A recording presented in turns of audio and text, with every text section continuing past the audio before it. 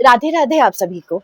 तो जो भी मैं कुछ टाइम से मतलब 2-3 दिन हो गए हैं मुझे मॉक टेस्ट देते हुए, तो काफ़ी सारे लोगों के कमेंट्स ये आ रहे थे कि किसी भी एक सब्जेक्ट में वो अपने मार्क्स को कैसे एनहांस कर सकते हैं, उनके उसमें मार्क्स कम आ रहे होंगे या कोई भी छोटी-मोटी मिस्टेक हो सकती है जिसकी वज़ह से स्कोर लो हो रहा होगा। या फिर ऐसी भी चीज़ें थी कि कौन से मॉक टेस्ट पे मतलब कौन से प्लेटफ़ॉर्म पे उन्हें मॉक टेस्ट देना चाहिए, कौन से पे नहीं देना चाहिए। हम कुछ चीज़ों को यहाँ पे क्लियर करते हैं आज। आई होप ये वीडियो जो है ये आपके लिए हेल्पफुल हो, आपकी प्रिपरेशन में हेल्प करे। लेकिन एक क्वेश्चन काफ़ी टाइम से पूछ रहे हैं लोग, मतलब आप सब पूछ रहे हो कि मैं कौन से ईयर से पास आउट हूँ। तो मैं 2025 से ही पास आउट हूँ। मैंने अभी बीटेक ही की है, मैंने एमटेक नहीं की है। मैंने बस अभी बीटेक कंप्लीट की है।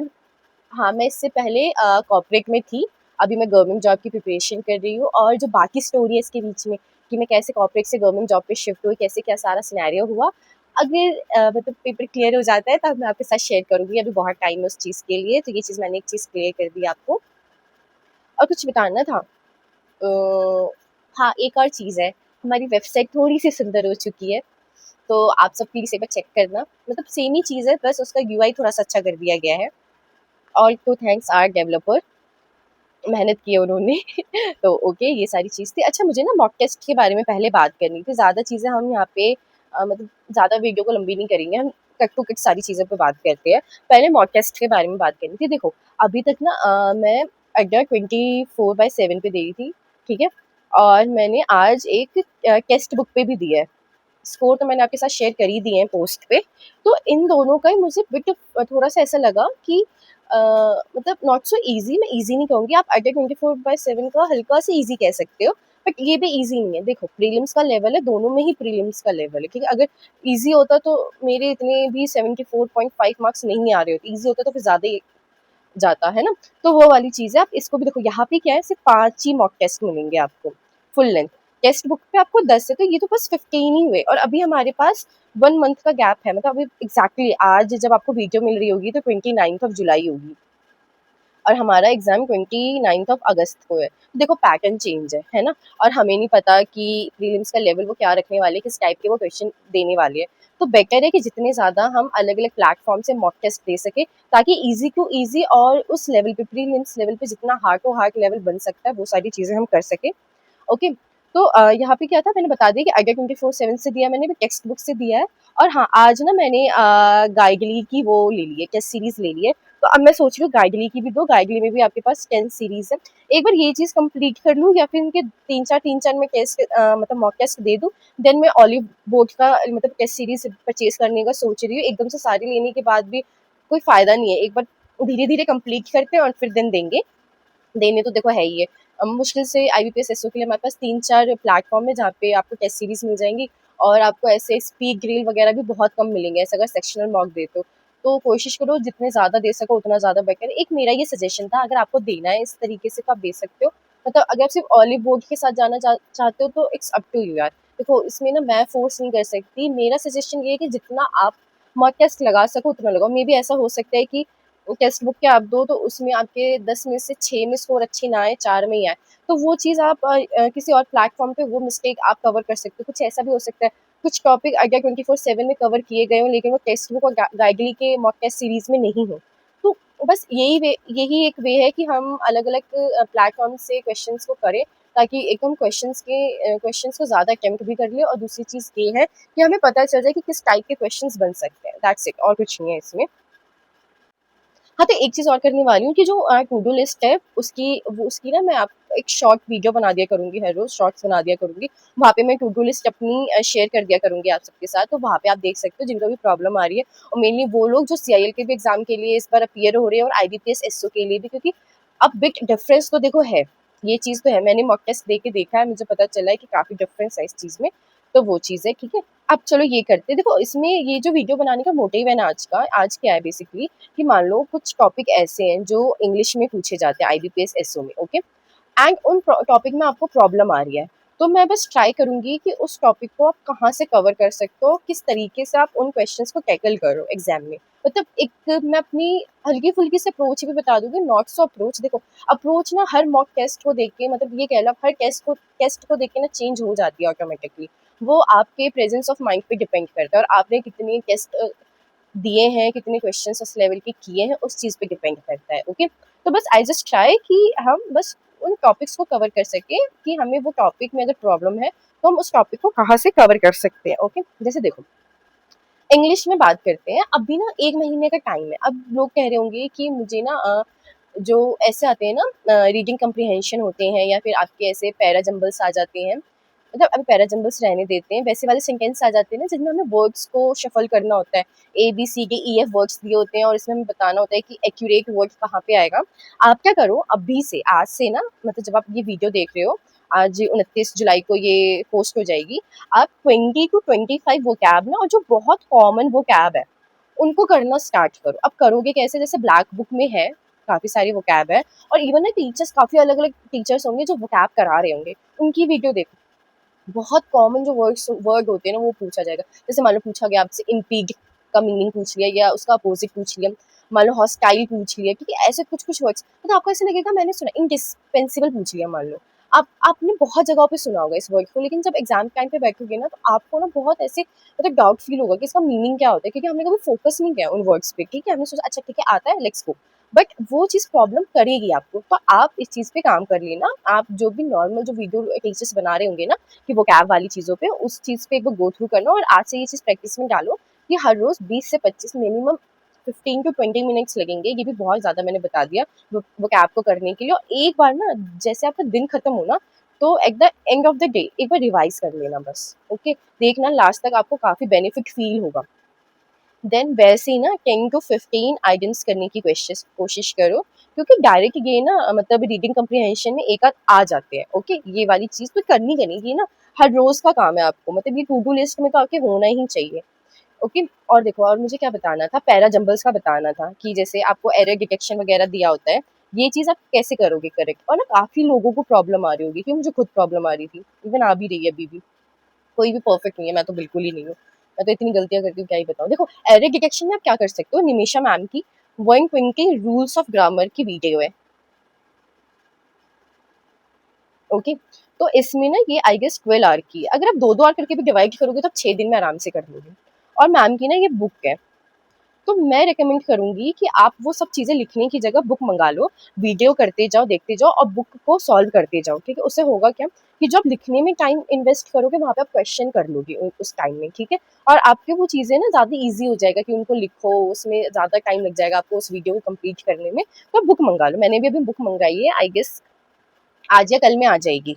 ओके, तो जब आप ये वाली मतलब ये 120 रूल्स ऑफ ग्रामर वाली वीडियो को पूरा देख लोगे ना और समझ लोगे अच्छे से, तो जो एरर डिटेक्शन वाली जो प्रॉब्लम आपको आ रही थी ना वो नहीं आएगी, मतलब काफ़ी कम हो जाएगी। ऐसा नहीं कि नहीं आएगी, काफ़ी कम हो जाएगी। अच्छा, इस वीडियो के बाद ना अभी जो मैंने मॉक टेस्ट दिए हैं या फिर मैं आगे भी जो मॉक टेस्ट दूँगी, तो एक मॉक टेस्ट ना हम एनालाइज़ करेंगे उसमें कि क्या प्रॉब्लम थी और क्या मैं कुछ-कुछ शॉर्ट ट्रिक भी उसमें यूज़ करती हूँ, कि जिसमें मैं पूरा क्वेश्चन सॉल्व नहीं करती, जस्ट एक तुक्का कह लो आप, बट मुझे वो पता होता है कि ये तुक्का सही है। तभी वो तुक्का मैं लगाती हूँ, ठीक है? 95% चांस रहते हैं कि वो सही ही है। तो नेक्स्ट वीडियो में हम इस चीज़ पे बात करेंगे, ओके? और ना मैंने सोचा भी था कि मैं ना ऐसे टेस्ट दूँ और मैं उसको रिकॉर्ड कर लूँ, लेकिन पता नहीं क्या जब मैं वीडियो को ऐसे मतलब ऐसे कैमरा ऑन करती हूँ ना और मैं टेस्ट देने लगती हूँ, तो वो पता नहीं कैसे मेरा टेस्ट बेकार जाने लगता है। मैंने सेक्शनल में ट्राई किया था, मैंने फुल लेंथ में ट्राई नहीं किया। सेक्शनल में जहाँ पे मेरे 19-20 क्वेश्चन्स अटेम्प्ट हो जा रहे थे या रीज़निंग में 23 तक भी हो जाते हैं अटेम्प्ट, वहाँ पे मैं 10-12 से आगे ही नहीं जा पा रही थी, इसलिए मैंने वो किया नहीं। बट आई ट्राई कि मैं ऐसा कर पाऊँ। अगर आपको ऐसी चीज़ चाहिए हो जो आपको हेल्प कर सके आपकी प्रिपरेशन में, तो हम ट्राई करेंगे। देखो ये वाली चीज़ हो गई। देन उसके बाद ना हम रीडिंग कम्प्रीहेंशन की बात करें। देखो रीडिंग कम्प्रीहेंशन में क्या है, इसमें ना मैं ये नहीं बता सकती आप इसे कहाँ से करो, यहाँ से करोगे तो आपकी रीडिंग कम्प्रीहेंशन बहुत अच्छी हो जाएगी, यहाँ से करोगे तो ये चीज़ हो जाएगी, नहीं।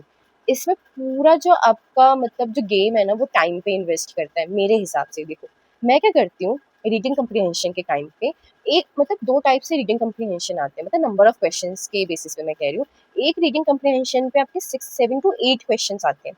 एक क्या होता है कि आपके एक ही मॉक टेस्ट में ना, मतलब एक टेस्ट में 2 रीडिंग कम्प्रीहेंशन दे रखे होंगे और जिसमें 4 टू 5 क्वेश्चंस दिए होंगे। अब अगर 7 टू 8 क्वेश्चंस हैं, तो मैं क्या करती हूँ 6 टू 7 मिनट्स उसी कम्प्रीहेंशन पे क्या करती हूँ इन्वेस्ट करती हूँ। ओके, अगर 4 टू 5 है और 2 कम्प्रीहेंशन है, तो मैं इस पे क्या करती हूँ 4 to 5 मिनट्स इस पर इन्वेस्ट करती हूँ, क्योंकि देखो मुझे पता है अगर 7 to 8 या 6-7 मिनट्स में अच्छे से सॉल्व हो जाएंगे तो जो बाकी के रेस्ट ऑफ द क्वेश्चन है वो रिमेनिंग टाइम में मैं सॉल्व कर लूंगी। लेंदी नहीं होगा इंग्लिश के बाकी क्वेश्चन को सॉल्व करना। ओके, देन उसके बाद वैसे अगर यहाँ पे मेरे 8 to 10 क्वेश्चन सॉल्व हो जा रहे हैं विद इन 8 to 10 मिनट्स, तो बाकी रेस्ट क्वेश्चंस भी मैं सॉल्व कर लूंगी। तो बस आरसी में मैं क्या करती हूँ कि मैं टाइम इन्वेस्ट करती हूँ और एक चीज़ को समझने की कोशिश करती हूँ बार बार। और मैं ना एक चीज़ और करती हूँ कि जब मैं सेंटेंस को रीड आउट करती हूँ, देखो जैसे मान लो क्वेश्चन नंबर 1 है, मुझे नहीं पता, देखो ये जो मैं आपको चीज़ बताने वाली हूँ ना अभी, ये हर जगह अप्लाई नहीं हो सकती है, मैं पहले ही क्लियर कर रही हूँ। लेकिन कुछ क्वेश्चंस में हम इस चीज़ को अप्लाई कर सकते हैं and to be very honest ये चीज़ वर्क करती है हमारे लिए। देखो कैसे करती है, मान लो रीडिंग कंप्रहेंशन आया, मैं क्या करती हूँ क्वेश्चन नंबर 1 देख लिया मैंने। क्वेश्चन नंबर 1 ऐसे नहीं पूछा कि इस पैसेज का कंक्लूजन बताओ या इस पैसेज से हमें क्या पता चल सकता है या ये चीज़ वो चीज़, ऐसे नहीं है। डायरेक्ट क्वेश्चन है कि मान लो who is the chairperson of this community, ऐसे करके क्वेश्चन है जो मुझे पता है कि डायरेक्ट मेरा कंप्रीहेंशन से मतलब होगा। तो मैंने वो क्वेश्चन देख लिया, जब मैं कंप्रीहेंशन को रीड कर रही हूँ ना मेरे दिमाग में वो क्वेश्चन चल रहा है। तो ऐसे जितने भी क्वेश्चन होते हैं ना कि जो डायरेक्टली पूछे गए होते हैं, मान लो 5 क्वेश्चन में से 3 क्वेश्चन ऐसे जो डायरेक्टली है, तो मेरे लिए वो ईज़ी हो जाता है उन क्वेश्चंस को टैकल करना, क्योंकि मुझे पता है कि जब मैं रीड कर रही हूँ कंप्रीहेंशन को, तो उन क्वेश्चन पे मेरा फोकस जाएगा, जहाँ पे भी वो वर्ड आ रहे हैं, जहाँ पे भी उस क्वेश्चन के बारे में बात की जा रही है, मैं उस चीज़ को थोड़ा और ज़्यादा एक्टिव होकर उस चीज़ पे मतलब फोकस होकर उस चीज़ को करती हूँ, पढ़ती हूँ। ओके, तो ये चीज़ है, मतलब ये एक तरीका है मेरा कि मतलब मैं ऐसे ज़्यादा ध्यान देती हूँ। काफ़ी बार क्या होता है कि हम उसी लाइन को मिस कर देते हैं जिस पे नेक्स्ट क्वेश्चन पूछा गया। अगर ऐसा पूछा गया कि पैसेज का कंक्लूजन बताओ, देन तो फिर ये करने का कोई सेंस नहीं बनता। बट अगर ऐसे पूछा गया है कि हाँ आपको ये सारी चीज़ें बतानी है, देन ये चीज़ वर्क करेगी आपके लिए। ओके, तो आई गेस इतनी ही प्रॉब्लम आ रही होगी अभी किसी को। अगर कुछ और प्रॉब्लम आ रही होगी तो प्लीज़ कमेंट कर देना, और आप देखते ही हो कि मैं ट्राई करती हूँ कि मैं सबको ही रिप्लाई कर सकूँ। हाँ, वो हो सकता है कि आगे पीछे हो जाती है चीज़ें, और जिसका भी ऐसे मिस हो जाए ना, तो अगर जैसे आपने ऐसे क्वेश्चन पूछा है जो रियली बहुत इंपॉर्टेंट है लेकिन मेरी साइड से मिस हो गया है, तब उसके नेक्स्ट डे ना उसी कमेंट पे आप क्या कर दिया करो, एक और मतलब कमेंट कर दिया करो ऐसे करके कि रिप्लाई क्वेश्चन मार्क करके रिप्लाई कर दिया करो, मतलब लिख दिया करो कि रिप्लाई क्वेश्चन मार्क, मतलब फिर वो दोबारा से ना नोटिफिकेशन में आ जाता है। बस इतना ही है। तो वो अगर मेरा ध्यान मिस हो गया होगा, मतलब मैंने नहीं दिया होगा ध्यान उसमें, तो वो चीज़ उस पे आ जाएगा मेरा अटेंशन, तो मैं कर दूंगी रिप्लाई।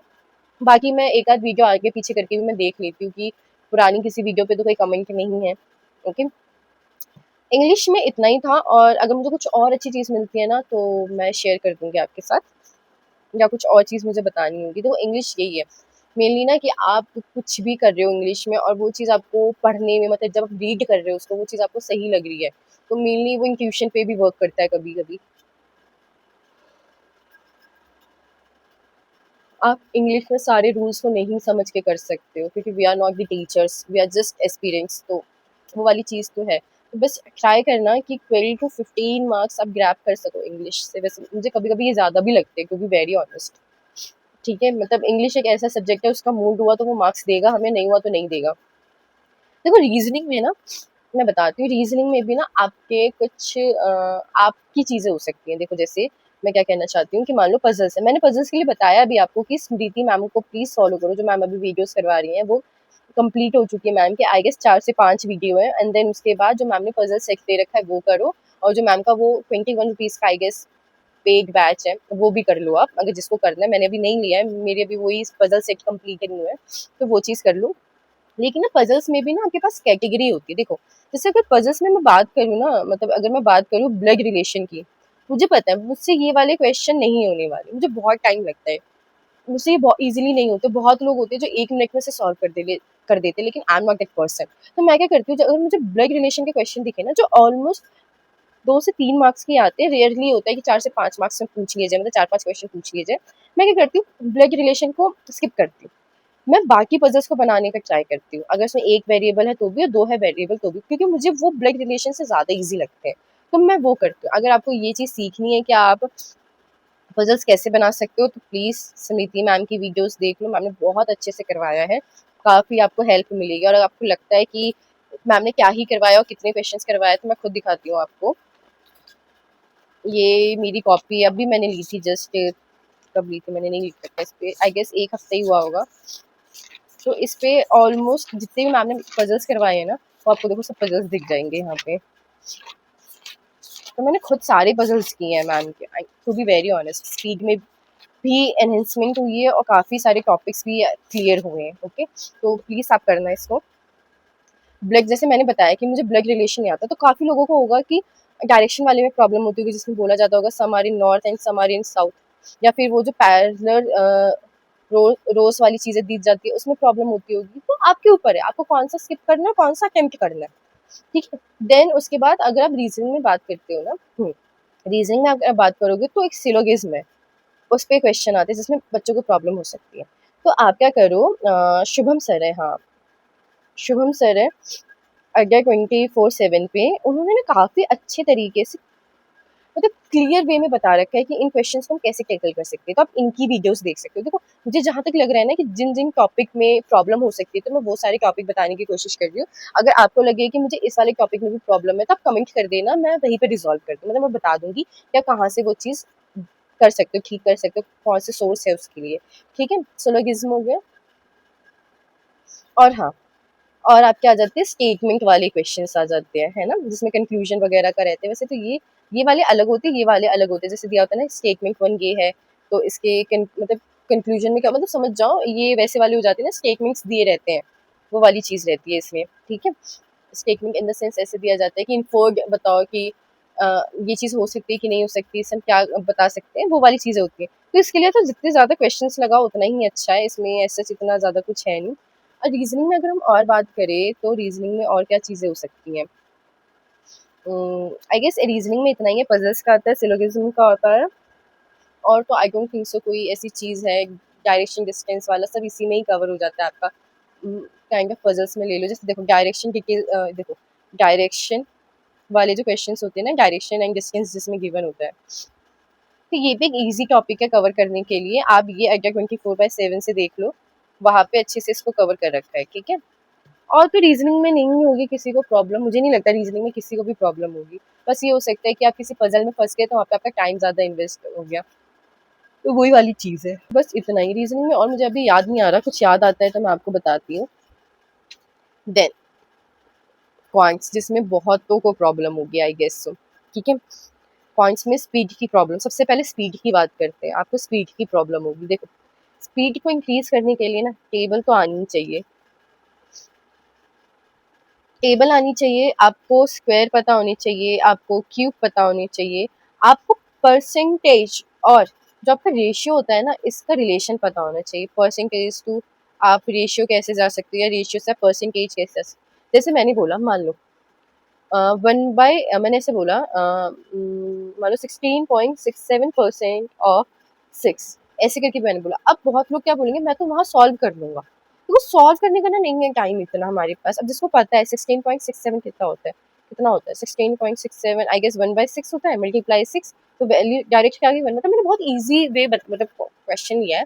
मैं बस इतना कहना चाह रही हूँ कि ये जो रेशियो होता है ना, कि 16.67% को मैं 1/6 भी लिख सकती हूँ, तो ये वाली चीज़ें आप कर लो क्वेश्चंस में। तो इस चीज़ से ना आपको काफ़ी हेल्प मिलेगी आपके क्वेश्चंस को एनहेंस करने के लिए। देखो, अब हमारा जो टेस्ट है ना, मतलब जो हमारा एग्ज़ाम है, उसमें या तो डीआई का एक क्वेश्चन आएगा मिनिमम, मैक्सिमम 2 आ सकते हैं। तो अभी मैंने आपको बताई थी कौशिक सर की प्लेलिस्ट के बारे में, प्लीज़ उसको फॉलो कर लो। मतलब उन्होंने डीआई की अभी 3-4 दिन पहले ही वीडियो शेयर की है। देखो, मैं ये नहीं कह रही कि अगर आप ये वीडियो देख लोगे तो आप सारे क्वेश्चन सॉल्व कर लोगे, नहीं। लेकिन वो जो टेबल दिया होता है ना डीआई का, उसको आप सॉल्व करना सीख जाओगे कि उसको कैसे सॉल्व करते हैं। जैसे बोला जाता है ना कि नंबर ऑफ मेल इतने हैं, टोटल परसेंटेज ऑफ फीमेल इतनी है, बताओ फीमेल कितनी है, ऐसे ही कुछ क्वेश्चंस होते हैं। तो आप ये जो टेबल आपको बनानी होती है ना, बहुत ईजिली बना लोगे अगर जिसने भी कौशिक सर की वीडियो पूरी देख ली तो। कोई भी आपको प्रॉब्लम नहीं आने वाली, ये मैं कह रही हूँ, ठीक है। अब देखो, ये वाली चीज़ थी। दूसरा, आप कुछ किस पे फोकस कर सकते हो, नॉट सो सिंप्लीफिकेशन, अप्रोक्सीमेशन पे। अब जो मैं ये कह रही थी ना, ये टेबल, ये स्क्वायर, ये क्यूब, ये percentage to ratio, ratio to percentage, ये यहाँ पे काफ़ी हेल्प करेगा। और जहाँ पे आपको एक क्वेश्चन को करने में 1 मिनट लग रहा था ना, मे बी उसी एक क्वेश्चन को करने में आपको 30 सेकेंड्स लगे। तो काफ़ी डिफरेंस आ जाता है। इस पे भी आप फोकस करो, इन चीज़ों को ठीक करो, ताकि इससे क्या हो सके, आपके अप्रोक्सीमेशन वाली चीज़ पे हेल्प मिल सके, ओके। ना उसके बाद आता है आपके पास सीरीज वाले क्वेश्चंस, है ना। देखो, सीरीज वाले क्वेश्चंस में ना काफ़ी सारे ट्रिक्स होते हैं, टिप्स होते हैं। अगर आप एक क्वेश्चन देखो, 2-3 बार में वो क्वेश्चन बने, देन ओके, अगर नहीं बनता तो सीधा नेक्स्ट क्वेश्चन पे चले जाओ। उसको लास्ट के लिए फिर रहने दो, मत अटेम्प्ट करो। पता चले कि आप 2 मिनट आप एक ही क्वेश्चन पे आपने लगा दिया और उसके बाद भी वो आपसे क्रैक नहीं हुआ। देन उसके बाद आपके पास आते हैं ये क्वाड्रेटिक इक्वेशन वाले क्वेश्चंस। तो ये भी काफ़ी ईज़ी है, स्कोरिंग टॉपिक है। देखो, मैं जैसे ना हर चीज़ को ना सॉल्व करोगे ये भी ज़रूरी नहीं है, कुछ ना ट्रिक्स से भी होते हैं। जैसे देखो, ट्रिक बताती हूँ। अगर मान लो मेरे पास यहाँ पे मतलब ऐसे होते हैं ना, प्लस माइनस माइनस माइनस ऐसे में वो इक्वेशन दी हुई है। अगर लास्ट के दोनों माइनस है तो हम एक्स और वाई में कोई भी रिलेशन फाइंड नहीं कर सकते। अगर ऐसा क्वेश्चन है तो उसे सॉल्व करने की ज़रूरत ही नहीं है। मान लो एक दिया हुआ है प्लस प्लस, एक दिया हुआ है माइनस प्लस, अगर लास्ट में प्लस प्लस है तो जहाँ पे भी नेगेटिव साइन है उसकी वैल्यू हमेशा ग्रेटर होगी पॉजिटिव साइन वाले से, विच मीन्स यहाँ पे क्या हो जाएगा कि y is greater than x। तो ये दोनों तो सॉल्व करने की जरूरत ही नहीं है। और पता है आज जो मैंने टेस्ट किया था ना उसमें ये दोनों क्वेश्चन आ रखे थे, तो वहां पे मैंने 2 मिनट को सेव कर लिया। वहां पे मुझे आई गेस 5 सेकेंड्स भी नहीं लगेंगे, मतलब 10 सेकेंड मान लो यार। क्वेश्चन देखा, मार्क किया, फिर नेक्स्ट पे गए, फिर क्वेश्चन देखा, मार्क किया, ऐसी वाली चीज हो गई। तो अब छोटी छोटी जो टिप्स होती है ना उनको आप यूज करके आप टाइम सेव कर सकते हो। ओके, और क्या होता है क्वांट्स में? और क्वांट्स में ना कुछ मतलब ऐसे आपसे 7 से 8 ना एक क्वेश्चंस पूछेंगे, एक चैप्टर से एक ही क्वेश्चन आता है। तो उसमें भी आपको ऐसे स्मार्ट प्ले करना है कि जिसमें आपको लगता है ना कि मान लो मैं इन 6 चैप्टर में अच्छा हूँ, मैं थोड़ी सी और मेहनत करूंगा या करूंगी तो मैं अच्छा कर लूंगी। उनको आप पहले करो, जिनमें आप अच्छे नहीं हो उनको बाद के लिए रहने दो। टाइम नहीं बचता तो मत करो, कोई दिक्कत वाली बात नहीं है। ओके, लेकिन हाँ कुछ टॉपिक ऐसे हैं जैसे परसेंटेज हो गया, रेशियो हो गया, ये वाली जो हमारे टॉपिक्स हैं, सब्जेक्ट मतलब चैप्टर्स हैं, इनको तो करना ही करना है। मैं एक जैसे अपना ही सब्जेक्ट मतलब अपना ही चैप्टर बता देती हूँ, जैसे मिक्सचर एंड एलिगेशन। मुझे पता है मुझसे नहीं होने वाला, मैंने काफ़ी सारे टीचर्स से देख लिया, मुझे वो कॉन्सेप्ट नहीं समझ में आता। जब तक वो करवाते तब तक आता है, और जैसे ही टीचर्स ने करवाना बंद किया, मुझे क्वेश्चन दे दिया, फिर से मैं वही जीरो पे आ जाती हूँ। तो देखो सबका ही एक अपना प्लस पॉइंट है और अपना नेगेटिव पॉइंट है। आज भी जैसे पॉइंट्स में एक क्वेश्चन था, मिक्सचर एंड एलिगेशन का फर्स्ट ही क्वेश्चन था। मैंने देखा, मैंने स्किप कर दिया, मुझे पता था मैं कितना भी टाइम इन्वेस्ट करूँ मुझसे नहीं होने वाला, तो मैंने नहीं किया। ओके, बाकी तो मैंने किए ना। तो ऐसे ही है, अगर 2-3 चैप्टर ऐसे हैं जो आपसे नहीं होते हैं तो कोई ज़रूरी नहीं है कि वो सबको आप करो। लेकिन हाँ, कुछ चैप्टर्स ऐसे हैं जैसे परसेंटेज रेशियो मैंने अभी आपको बताया, वो ज़रूरी है कि आपको आनी चाहिए। ओके, स्पीड टाइम डिस्टेंस वाले चैप्टर ज़रूरी है आपको आनी चाहिए, कि नॉर्मली दे सकते हैं एवरेज वाला चैप्टर। वो इसलिए कि डीआई में भी वो क्वेश्चंस आ सकते हैं। एक मिनिमम लेवल पे तो आया आपको सारी चीज़ें। ओके, ये वाली चीज़ थी। मैं शायद ज़्यादा बोल रही हूँ आई गेस, बट ओके चलो। तो क्वांट्स ये वाली चीज़ हो गई। अब हम बात करते हैं प्रोफेशनल नॉलेज की। देखो प्रोफेशनल नॉलेज में अगर जिसको प्रॉब्लम आ रही है तो आप ये कर सकते हो। देखो मैं ये नहीं बोलूँगी कि मेरे नोट्स सफिशिएंट है कि आप वो कर लो और हो जाएगा, लेकिन मैं ये भी बोलूँगी कि 85 टू 90% ना आपको चीज़ें ना मेरे नोट्स में मिल जाएंगी। आप इजीली उनको आप एक बार गो थ्रू करके देखो, और आप देखो कि है एक्चुअली में उसमें काफ़ी सारी चीज़ें जो आपको आपके एग्ज़ाम के पॉइंट ऑफ व्यू से इम्पोर्टेंट लगेंगे। और जिन्होंने भी किया है, मतलब जिन्होंने भी देखा है, तो आप प्लीज़ देखना। देखो वो नोट्स हैं, मैं ये नहीं कह रही वो कंप्लीट स्टडी मटेरियल है तो उनमें आपको क्वेश्चंस नहीं मिल जाएंगे, उनको उसमें आपको बहुत सारी चीज़ें मिल जाएंगी, नहीं। नोट्स का मतलब क्या होता है कि जब भी आपको सब्जेक्ट को रिवाइज करना है तो आपके पास एक चीज़ हो, एक रिटन फॉर्म में हो, किसी भी तरीके से चीज़ हो आपके पास, चाहे वो आपने खुद लिखी हो, चाहे आप टीचर्स के नोट्स आप प्रेफर कर रहे हो, चाहे मेरे नोट्स को प्रेफर कर रहे हो, ठीक है। बस उनको आप रिवाइज कर सको। ओके, तो आप मेरे नोट्स को प्रेफर कर सकते हो। मुझे पता है कि वो काफ़ी अच्छे हैं, मैंने काफ़ी टाइम इन्वेस्ट करके बनाए, क्योंकि मैं खुद उन सब नोट्स को प्रेफर करती हूँ। तो वो नोट्स मैंने अपने लिए बनाए थे कि मैं उनको प्रेफर करूँ, और वही सारी चीज़ें मैं आपके साथ शेयर करती हूँ। ए टू ज़ेड जितनी चीज़ें मैं आपको बता रही हूँ, वो चीज़ें जो मैं अपनी IBPS SO की प्रिपरेशन में उस चीज़ों को इम्प्लीमेंट कर रही हूँ, ठीक है। बस वही बात है, अगर आपको ये चीज़ बेनिफिशियल लग रही है तो आप वो चीज़ करो, अगर नहीं लगती है तो कोई बात नहीं, किसी को भी फोर्स नहीं कर सकते। मैं बस ट्राई करती हूँ कि मैं हेल्प कर सकूँ, 1% भी हेल्प होती है तो मोर देन इनफ है मेरे लिए। अब देखो प्रोफेशनल नॉलेज में क्या करो, मेजर सब्जेक्ट्स को ना पहले आप सॉल्व करो, मतलब कंप्लीट करो। अब मेजर सब्जेक्ट को करना कैसे, देखो मान लो जैसे मैंने बात की ना ओएस की, नोट्स लिए, मैं अपनी नोट्स की बात कर रही हूँ, आपने नोट्स लिए मेरे ओएस के, ठीक है। अब टाइम लो, काफी टाइम लो, मतलब 3-4 घंटे का टाइम लो, और अच्छे से उसको रिवाइज करो। ऐसे रिवाइज करो जैसे आप किसी को ना मतलब पढ़ा रहे हो, कि मान लो व्हाट इज ओएस, ओएस का मतलब क्या होता है, अच्छा ओएस के इतने टाइप्स है, ओएस ये है वो है। कॉपी पेन लो, एक साइड पे नोट्स ओपन करो और लिखते जाओ, अच्छा ये ऐसी चीज है, ये ऐसी चीज। जहाँ पे भी आपको प्रॉब्लम आए ना उस चीज को वहीं पे रिजॉल्व करो। गूगल करो, कैसे चैट जीपीटी करो, जैसे भी आपको करना है वो सारी चीज़ें करो और चीज़ को रिजॉल्व करो उसी पॉइंट ऑफ टाइम पे। अगर बाद के लिए रहने दोगे तो प्रॉब्लम आएगी ही आएगी। ये चीज़ थी। एंड देन उसके बाद माइनर्स पे आना। ओके, बट करना तो दोनों ही है, बट मेजर पहले करो। मुझे नहीं लगता प्रोफेशनल नॉलेज में किसी को भी प्रॉब्लम आ सकती है। अच्छा, किसी को टॉपिक ही नहीं समझ में आ रहा तो यूट्यूब पे आप सर्च करो, गेट स्मैशर है, गेट नॉलेज है, 5 मिनट्स इंजीनियरिंग है, लव बब्बर सर है, और आपके पास अब भी काफ़ी सारे हो सकते हैं यूट्यूब चैनल्स पे। और एक, अगर आप इसकी बात करोगे ना प्रोग्रामिंग के लिए, तो जेनिफर मैम है, if I am not wrong, आप सर्च करना, जेनिफर नाम से मैम का शायद चैनल है, जेनिफर है या क्या है, मतलब है, मैं शेयर कर दूंगी उनका। ठीक है, वो भी काफ़ी अच्छा कराती हैं। अगर किसी को पता हो उनके बारे में तो भी आप लिंक डाल देना।